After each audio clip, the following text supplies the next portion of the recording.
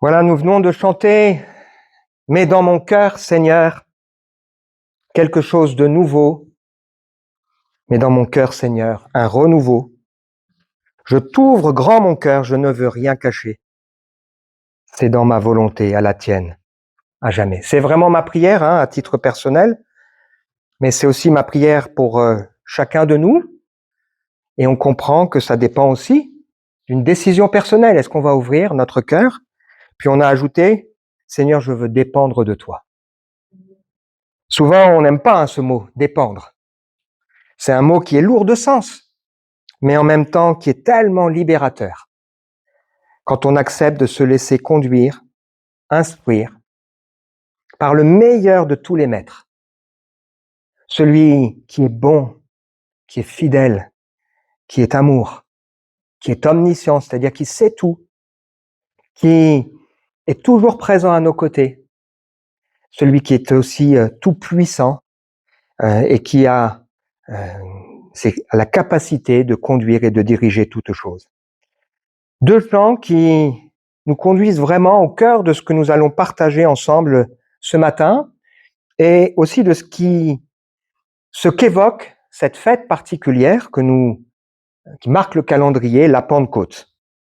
Elle est aussi, ces deux chants sont aussi au cœur de valeurs de l'Église, de cette Église locale où nous voulons que chacun soit convaincu et sache ce qu'il croit et soit en mesure de l'expliquer. Alors il est important de profiter de cette occasion du calendrier pour expliquer, peut-être approfondir, rappeler ce qu'est la Pentecôte. Et en vous voyant ce matin, je voudrais vous dire combien vous êtes des hommes et des femmes privilégiés. Vous en rendez peut-être pas compte, mais vous êtes privilégiés. D'être ici, de vous poser, d'écouter aussi la parole de Dieu et de vous laisser toucher par le Seigneur. La première lettre de Pierre nous invite à nous réjouir, malgré la réalité de la tristesse des épreuves parfois, parce que si nous avons la foi véritable, saine, c'est quelque chose qui est infiniment plus précieux que l'or qui est périssable. Est-ce que vous vous rendez compte le privilège qui est le vôtre si vous avez la foi? Une foi vivante, pas la foi en quelque chose. Oh, il y a peut-être quelque chose. Non, la foi en quelqu'un de proche, quelqu'un qui nous aime. Et cette foi, la Bible nous dit qu'elle nous vaudra la louange, la gloire et l'honneur lorsque Jésus-Christ apparaîtra. Nous l'aimons sans l'avoir vu, nous nous réjouissons en lui, sans le voir encore, d'une joie merveilleuse, glorieuse, parce que nous avons l'assurance du salut de nos âmes.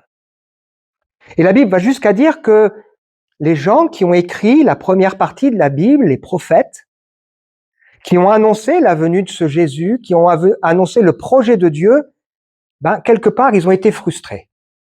Parce que ils ont essayé de comprendre à travers les Écritures à quel moment les choses allaient se mettre en place et ils ont dû réaliser que c'était pas pour eux mais pour nous.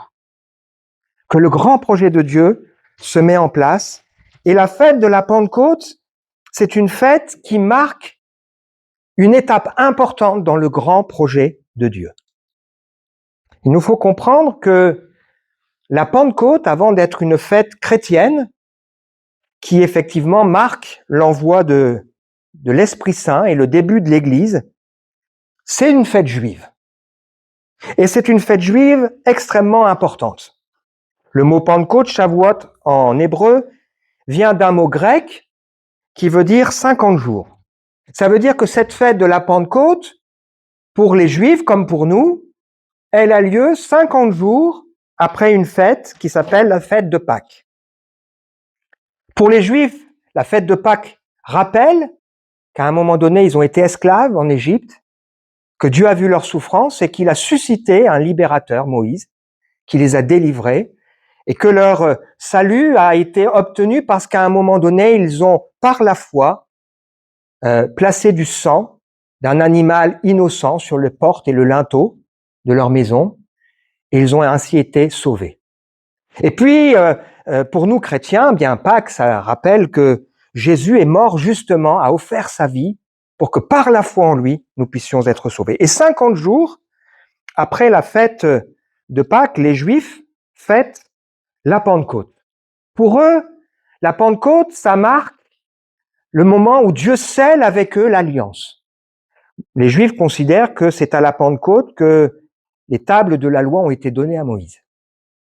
Elle marque aussi ce qu'on appelle la fête de la moisson ou la fête des prémices, c'est-à-dire qu'elle symbolise que maintenant, il y a une récolte qui va commencer.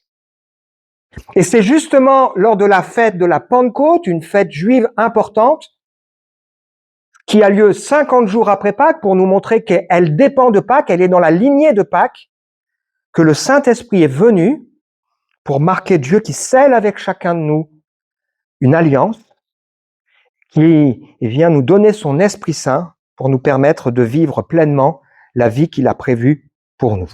On est au cœur de la révélation du projet de Dieu, Jésus qui donne sa vie, qui monte au ciel, qui demande à ses disciples d'attendre et qui envoie le Saint-Esprit pour que nous puissions vivre la promesse de Dieu. Cette promesse, on la trouve en particulier dans le livre d'Ézéchiel, au chapitre 36, 600 ans avant Jésus-Christ.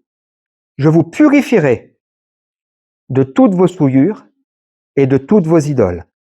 Je vous donnerai un cœur nouveau, je mettrai en vous un esprit nouveau, j'enlèverai de votre être votre cœur dur, je vous donnerai un cœur de chair, je mettrai en vous mon esprit, je ferai de vous des gens qui vivent selon mes lois et qui obéissent à mes commandements pour les appliquer. C'est ce qui s'est passé lors de la Pentecôte et qui, ce matin, est aussi possible pour nous. Et puis le prophète Joël, qui évoque que le Seigneur répandra son esprit, permettant aux fils et aux filles d'avoir des messages inspirés de la part de Dieu, aux jeunes gens d'avoir des visions et aux vieillards des songes. Sur les serviteurs et les servantes qui lui appartiennent, il répandra son esprit. Et il ajoute, quiconque invoquera le nom du Seigneur sera sauvé. Ce matin, on veut se plonger au cœur de l'accomplissement de la Pentecôte historique et ce qu'elle a permis pour nous. Et en particulier, on va se pencher sur des extraits du dernier repas que Jésus a partagé avec ses disciples avant d'offrir sa vie sur la croix. Imaginez comment les disciples vivent cet événement. Ça fait 3 ans qu'ils suivent Jésus, ils ont tout laissé pour le suivre, et Jésus leur dit, c'est Pâques, je vais mourir, je vais vous laisser. Ils sont un peu déstabilisés. Ils disent maintenant, qu'est-ce qui va se passer? Alors il évoque évidemment qu'il va ressusciter, il évoque aussi qu'à un moment donné, il va préparer pour eux une place dans la présence de Dieu, qu'il reviendra, mais surtout il va évoquer avec eux ce qui doit les consoler, ce qui doit les encourager, ce qui va leur permettre de pleinement vivre la suite de leur mission.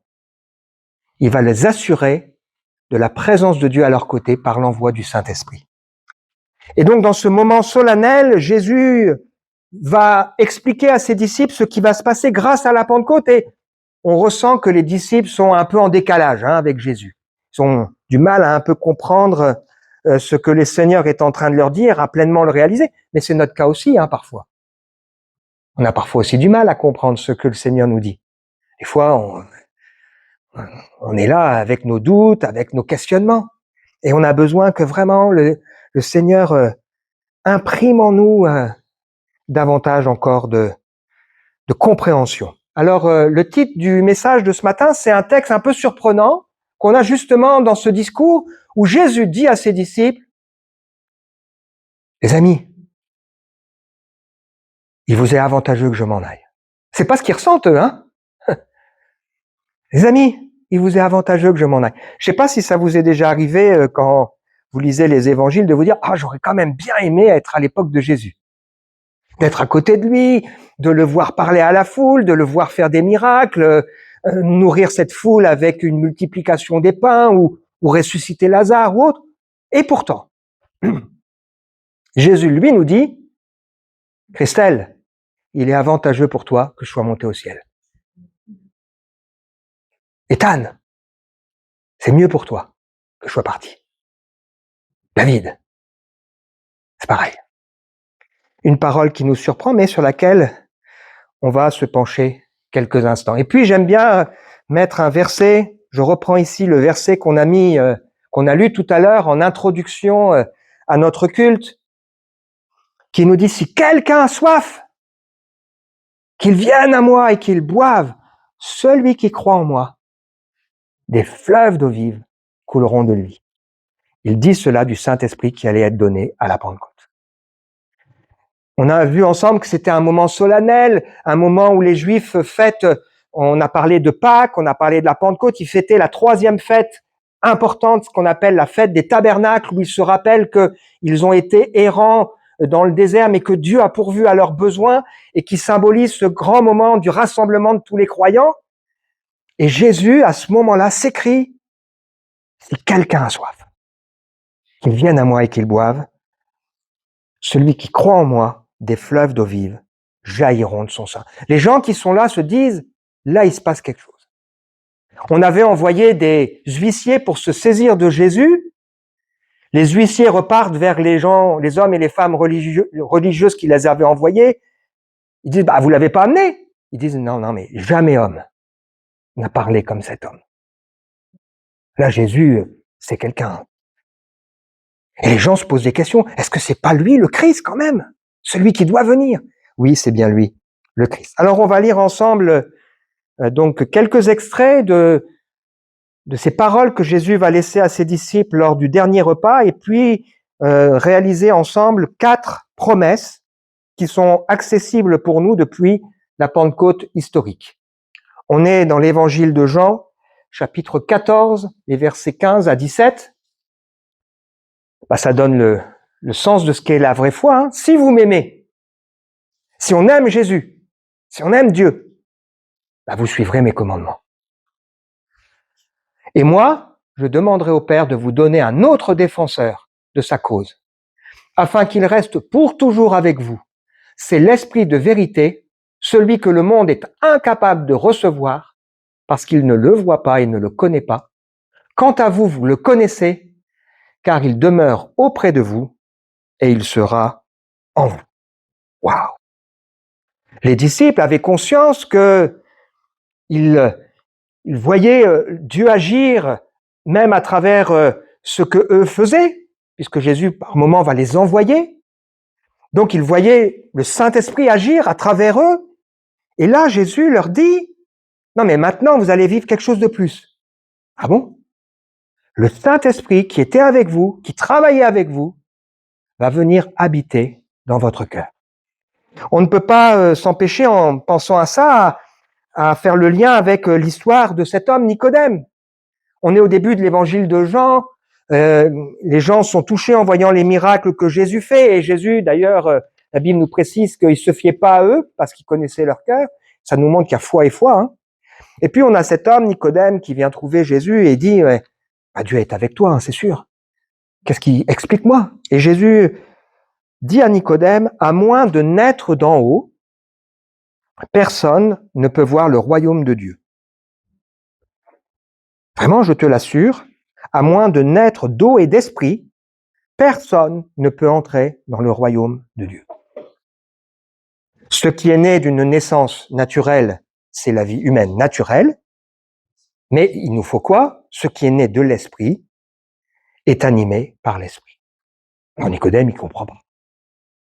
Et Jésus est en train d'expliquer à Nicodème ce qu'est le projet de Dieu.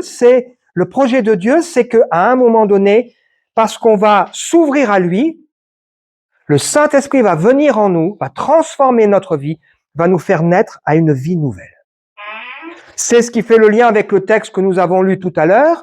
Les choses anciennes sont passées, toutes choses sont devenues nouvelles, et maintenant nous vous en supplions, soyez réconciliés avec le Christ.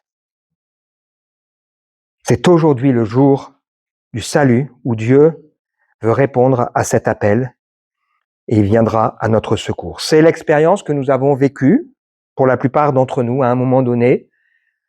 Voilà, notre cœur a été touché. On a accepté de dire: oui, Seigneur, je veux que tu me sauves, je réalise que je suis perdu. Et on a vu le Seigneur transformer notre cœur et notre vie. nous faire naître à cette vie nouvelle, mettre son esprit en nous, qui va venir nous attester, t'es bien un enfant du Seigneur. C'est le but même de la venue de Jésus. Lui, il baptise d'esprit et de feu. Jean-Baptiste avait dit cela, hein.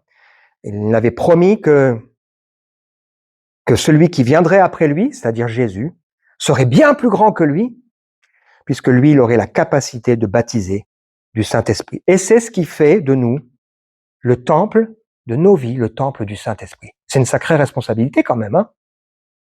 On peut dire comme ça, sacrée responsabilité.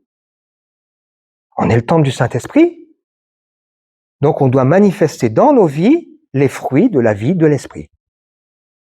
Et en même temps, on est animé et donc le Seigneur va travailler grâce à nous. On va y revenir dans quelques instants. On continue la lecture dans l'évangile de Jean toujours, les versets 26 et 27. Quand le défenseur sera venu, celui que je vous enverrai d'auprès du Père, l'Esprit de vérité qui vient du Père, il rendra lui-même témoignage de moi, et vous, à votre tour, vous serez mes témoins, car depuis le commencement, vous avez été à mes côtés. Alors bien sûr, il est question ici des disciples, qui sont témoins effectivement du Seigneur, mais il est question aussi de nous. Le grand mandat que Dieu nous donne. Nous avons vécu quelque chose avec le Seigneur pour pouvoir en parler autour de nous. Et franchement, si vous lisez l'histoire de l'Église, vous savez que il faut une force pour vivre ça. Parce que il y a aujourd'hui encore dans le monde un chrétien sur 7 qui est persécuté parce qu'il préclame croire en Jésus. Il y a chaque année des gens qui meurent pour leur foi. Et si vous regardez l'histoire des premiers disciples, on oublie Judas, qui va livrer Jésus, qui va se suicider. Sur les 11 disciples qui restent, il y en a 10 qui vont mourir pour leur foi. Le 11e, il va être persécuté, envoyé sur une île, on va aussi le faire souffrir, mais il va s'en sortir, ces gens. Donc ces disciples, il fallait vraiment qu'il y ait quelque chose qui les anime. Comme aujourd'hui, pour chacun de nous, parce qu'on sait très bien que parler de sa foi, parler de Dieu, c'est pas simple. Mais le Saint-Esprit nous a été donné pour qu'à un moment donné, on puisse être habité par quelqu'un et les gens à notre contact se disent, mais lui, elle, il vit quelque chose quand même. Ça m'interpelle. Et que ça permette à ces personnes aussi de découvrir la foi. Dieu a toujours voulu que tous les hommes soient sauvés.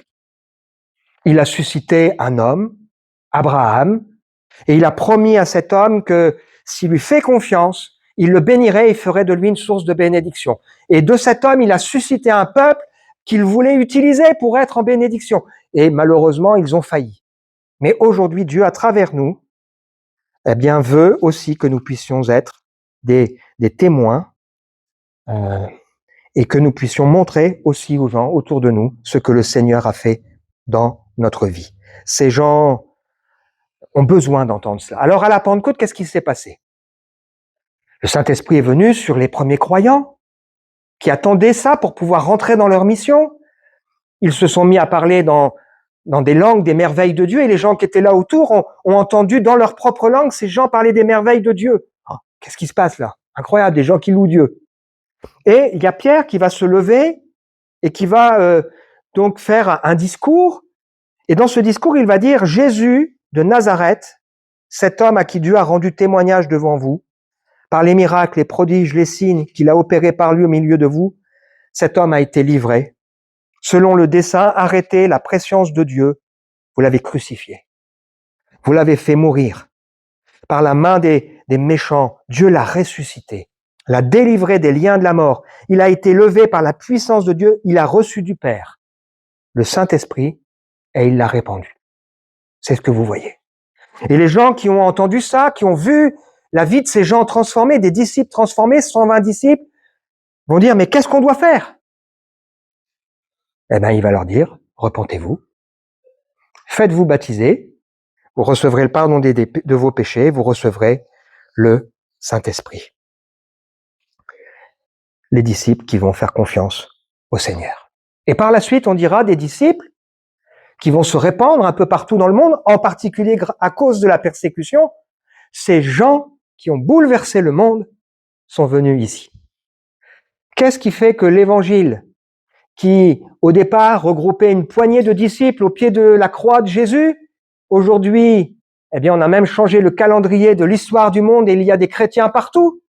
Les plus grandes églises étant aujourd'hui en Chine et dans des pays où on ne s'attendrait pas à les voir, eh bien, c'est que le Seigneur a donné le Saint-Esprit pour nous permettre d'être ses témoins.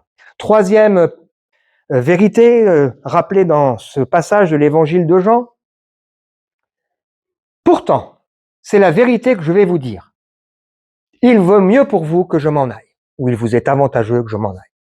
En effet, si je ne m'en vais pas, le défenseur ne viendra pas à vous. Mais si je m'en vais, alors je vous l'enverrai. Et quand il sera venu, il prouvera au monde qu'il s'égare au sujet du péché, de ce qui est juste et du jugement de Dieu. Au sujet du péché, parce qu'il ne croit pas en moi. Au sujet de ce qui est juste, parce que je m'en vais auprès du Père et que vous ne me verrez plus. Et au sujet du jugement de Dieu, parce que le dominateur de ce monde est d'ores et déjà condamné. C'est là notre assurance, hein. Si on a l'assurance que Dieu va nous donner la force, par sa présence en nous, de pouvoir partager notre foi, on a aussi l'assurance que le Saint-Esprit va travailler dans le cœur de ceux qui entendent. Et à un moment donné, va amener en eux une conviction, ou des convictions. Et si j'ai conscience personnellement que la foi repose sur des vrais arguments, je sais aussi, et avant toute chose, qu'il faut l'action de Dieu qui convainc le cœur, qui convainc la vie. Qu'est-ce que le Saint-Esprit fait? Il amène, tout d'abord, la conviction du péché et de sa gravité. Est-ce qu'on se rend compte que le péché, c'est grave? Est-ce qu'on se rend compte que notre monde est en sursis? Parce qu'un jour, Dieu jugera notre monde. Est-ce qu'on se rend compte que le péché nous sépare de Dieu? Est-ce qu'on se rend compte que le péché, c'est une offense à Dieu? Le péché, c'est quoi? C'est ne pas faire ce que Dieu veut pour nous. C'est vivre comme si Dieu n'existait pas. Je vis ma vie, on verra bien. Allez, de temps en temps, une petite prière, parce qu'on a besoin quand même. Mais surtout, il ne faut pas que Dieu se mêle de ma vie. Mais c'est grave, ça. C'est une offense au Seigneur. Et donc, le péché va mettre en nous cette conviction que un jour nous comparaîtrons devant Dieu, et là on est mal, hein. Et donc, il va nous montrer aussi que si il nous faut pouvoir être sauvés, bien Dieu a envoyé son Fils pour offrir sa vie sur la croix, et que le péché est tellement grave que c'est Dieu lui-même qui s'incarne, qui accepte de devenir le souffre-douleur, qui accepte de nous montrer un exemple, un chemin, qui accepte de mourir à demi-nu sur une croix face à la moquerie des hommes pour que nous puissions être sauvés.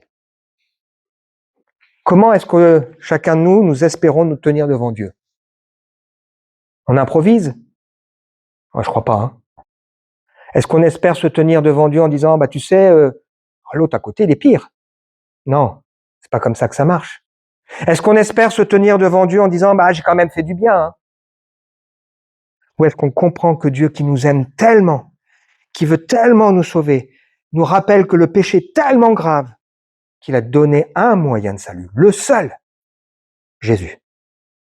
Le chemin, la vérité, la vie. Jésus qui est la lumière.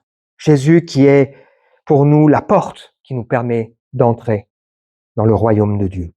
Jésus qui incarne l'amour de Dieu, sa compassion, sa justice, sa patience, sa grâce à notre égard, qui inaugure aussi pour nous la relation que Dieu veut pour nous. On n'est pas sauvé, on n'est pas perdu à cause de nos péchés, oui, parce qu'on est tous pécheurs, mais on est surtout perdu parce qu'on refuse le moyen de salut que Dieu nous donne. Et si on accepte ce moyen de salut, parce qu'on dit oui, j'ai péché, c'est vrai. J'ai besoin du moyen de salut. Qu'on saisit, eh bien, alors le salut peut devenir une vérité pour nous. Donc le Saint-Esprit vient mettre en nous cette conviction, nous sommes des pécheurs. Et le péché, c'est tellement grave que Jésus a donné sa vie. Le Saint-Esprit vient mettre en nous cette conviction de justice. Jésus n'est pas seulement mort. La foi chrétienne, elle perdrait son sens si c'était ça. Bon, ce serait quelqu'un qui aurait fait quelque chose de fort pour nous, mais il est ressuscité. Et la résurrection de Jésus nous atteste et nous prouve que son sacrifice est suffisant pour nous offrir le salut et nous couvrir de sa justice. Et la foi chrétienne, je le dis souvent, elle repose sur l'incarnation de Jésus et la naissance miraculeuse par le Saint-Esprit. Oui, je crois. Et elle repose aussi sur la résurrection de Jésus. Si une de ces vérités est fausse, il n'y a plus d'évangile. Jésus est ressuscité, il est toujours vivant et il nous permet aujourd'hui de nous approcher de Dieu et il nous couvre de sa justice parce qu'il prend lui-même sur lui notre faute. Et donc le Saint-Esprit va venir nous convaincre. Le péché, tu es un pécheur, c'est grave, tu es séparé de Dieu, mais Dieu a donné son Fils pour que tu puisses être sauvé. Et le Saint-Esprit va nous convaincre également que Jésus peut nous couvrir de sa justice. Et peut dire, ben voilà, j'ai porté tes péchés. Alors il n'y a plus de condamnation. Tu me confies ta vie, il n'y a plus de condamnation. Et puis le Saint-Esprit va aussi nous convaincre de jugement, le jugement de Dieu qui est déjà tombé sur, en particulier, le dominateur de ce monde. Parfois, les gens disent, ouais, avec tout ce qui se passe, il est où Dieu, il fait rien. Ben, nous, on sait que Dieu a fait quelque chose. Il a déjà montré que il a condamné. Mais on est dans une période de sursis parce qu'il use de patience. Et toute la vie de Jésus a été marquée par le désir pour nous de comprendre que nous vivons des temps particuliers où c'est le moment pour nous de nous occuper de notre salut. Qui décide de ce qui est bien et de ce qui est mal? C'est Dieu. Qui décide du pardon? C'est Dieu. Qui décide du salut? C'est Dieu.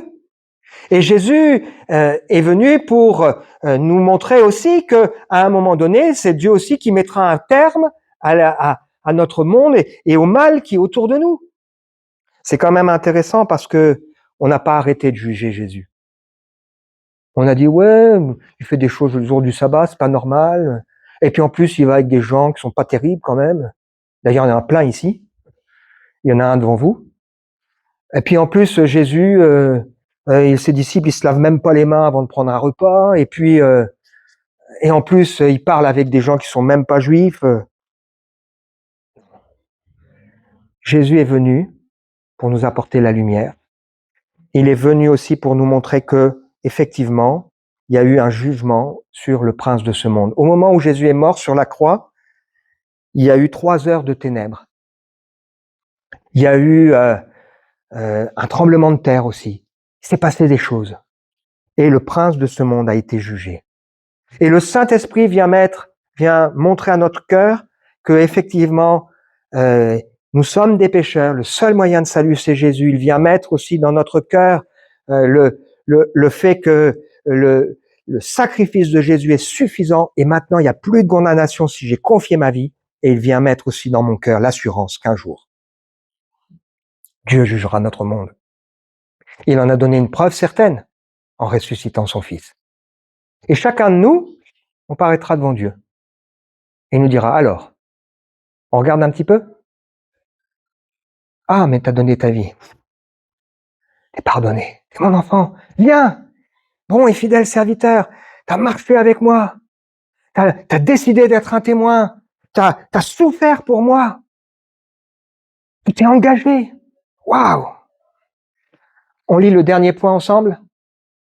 Quand l'Esprit de vérité sera venu, il vous conduira dans toute la vérité tout entière. Il ne parlera pas de lui-même, mais tout ce qu'il aura entendu, il le dira et il vous annoncera les choses à venir.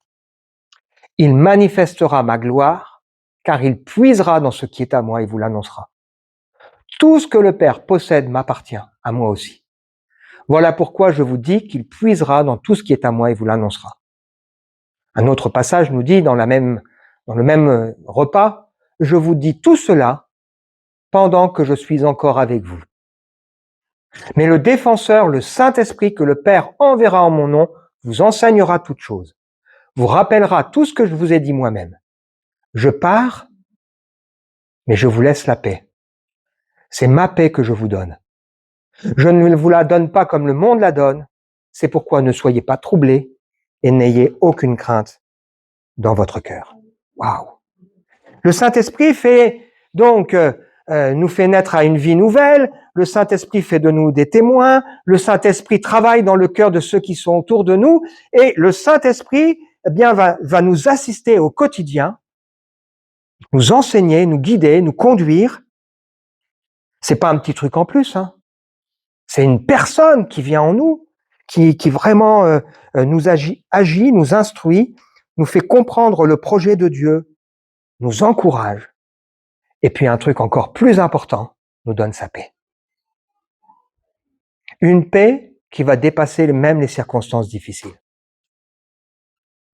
Une paix qui va dépasser les circonstances difficiles. Parce que si vous pensez qu'être chrétien, c'est ne plus avoir de difficultés, d'épreuves, vivre dans un petit nuage, et puis ne pas traverser de tentations, et puis tout ce qu'on fait, ça marche, bah c'est pas l'évangile, ça.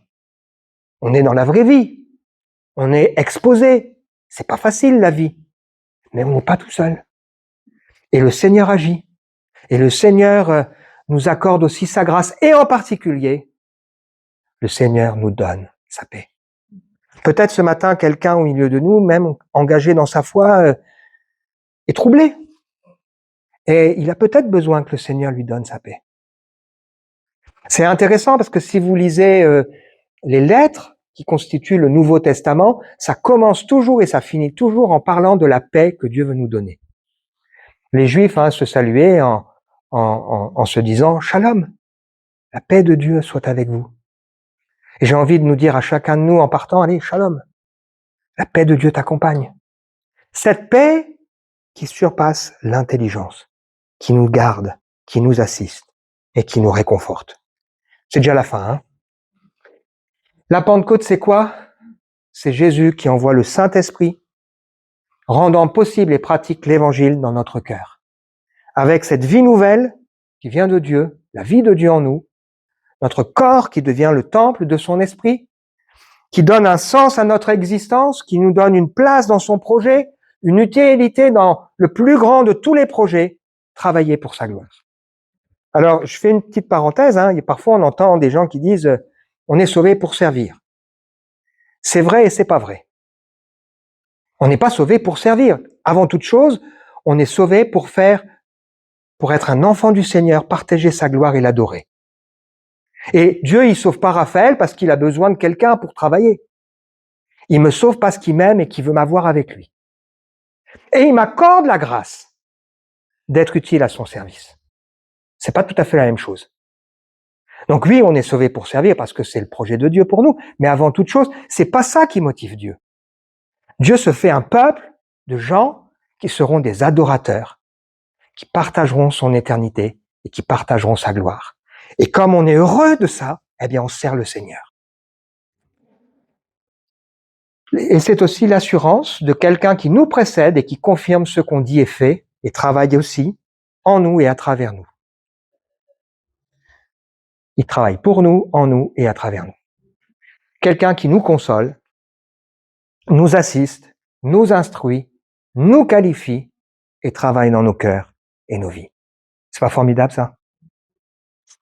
On lit un dernier texte, tellement riche, tellement beau. Car nous sommes sauvés, amen, mais en espérance. Or, voir ce que l'on espère, ce n'est plus espérer. Qui en effet continue à espérer ce qu'il voit. Mais si nous ne voyons pas ce que nous espérons, nous l'attendons avec persévérance. Et quelque part, il y a aussi ça, le Saint-Esprit. Et avec l'Église, il dit, Seigneur Jésus, il est temps que on passe à autre chose. C'est dur, viens. Viens établir ton royaume. De même, l'Esprit vient nous aider dans notre faiblesse. En effet, nous ne savons pas prier comme il faut, mais l'Esprit lui-même intercède en gémissant d'une manière inexprimable. Et Dieu qui scrute les cœurs sait ce vers quoi tend l'Esprit, car c'est en accord avec Dieu qu'il intercède pour ceux qui appartiennent à Dieu. Nous savons en outre que Dieu fait concourir toutes choses au bien de ceux qu'il aime, de ceux qui sont appelés conformément au plan divin. En effet, ceux que Dieu a connus d'avance, il les a aussi destinés d'avance à devenir conformes à l'image de son Fils, afin que celui-ci soit l'aîné de nombreux frères. Il y a du boulot. Ça va? Dieu est patient. Et Dieu est puissant. Donc il a commencé une œuvre dans Yannick et il va aller au bout. Il va l'achever. Ceux qu'il a ainsi destinés, il les a appelés à lui. Ceux qu'il a ainsi appelés, il les a déclarés justes. Waouh! Et ceux qu'il a déclarés justes, il les a aussi conduits à la gloire. Que dire de plus? Si Dieu est pour nous, mais qui se lèvera contre nous? Lui qui n'a pas épargné son propre Fils, mais l'a livré pour nous tous, comment ne nous donnera-t-il pas aussi tout avec lui? Qui accusera les élus de Dieu? C'est ça être chrétien? Ah bah tu vois, hein? T'as encore fait ça, hein? Dieu lui-même les déclare justes. Alors, ça ne veut pas dire qu'on ne doit pas changer. Ça ne veut pas dire qu'on ne doit pas demander au Seigneur de nous aider, hein, évidemment. Ça ne veut pas dire qu'on ne doit pas demander pardon. Si on fait quelque chose qui ne plaît pas, si on blesse quelqu'un, si on se comporte mal, ben on va le reconnaître. Qui les condamnera? Le Christ est mort, bien plus, il est ressuscité. Il est à la droite de Dieu et il intercède pour nous. Qu'est-ce qui pourra nous arracher à l'amour du Christ? La détresse, l'angoisse, la persécution, la faim, la misère, le danger, l'épée? Dans tout cela, nous sommes bien plus que vainqueurs par celui qui nous a aimés. Oui, j'en ai l'absolue certitude. Ni la mort, ni la vie, ni les anges, ni les dominations, ni le présent, ni l'avenir, ni les puissances, ni ce qui est en haut, ni ce qui est en bas, ni aucune autre créature, rien, ni personne, ne pourra nous arracher à l'amour que Dieu nous a témoigné en Jésus-Christ, notre Seigneur. Amen. On veut prier ensemble? Seigneur, un immense merci pour ce que ta parole nous a encore rappelé ce matin, pour ta grâce qui nous est donnée, offerte, pour cette transformation que tu fais dans le cœur de ceux qui t'appartiennent, qui te confient leur vie, pour le Saint-Esprit qui est venu, pour ce projet extraordinaire qui se met en place. L'assurance que nous avons aussi, Seigneur, que tu travailles dans les cœurs et qu'à un moment donné, t'amènes aussi dans le cœur de l'être humain ce trouble par rapport à sa vie qui n'est pas belle, ce besoin qu'il a de toi. Tu le touches aussi en lui montrant combien tu l'aimes et combien tu as cette possibilité de le déclarer juste et de nous conduire et de nous donner ta paix. Je prie, Seigneur, pour chacun de nous, afin que personne ne quitte ce lieu sans avoir effectivement reçu ta paix, la grâce de Dieu qui l'accompagne. Amen.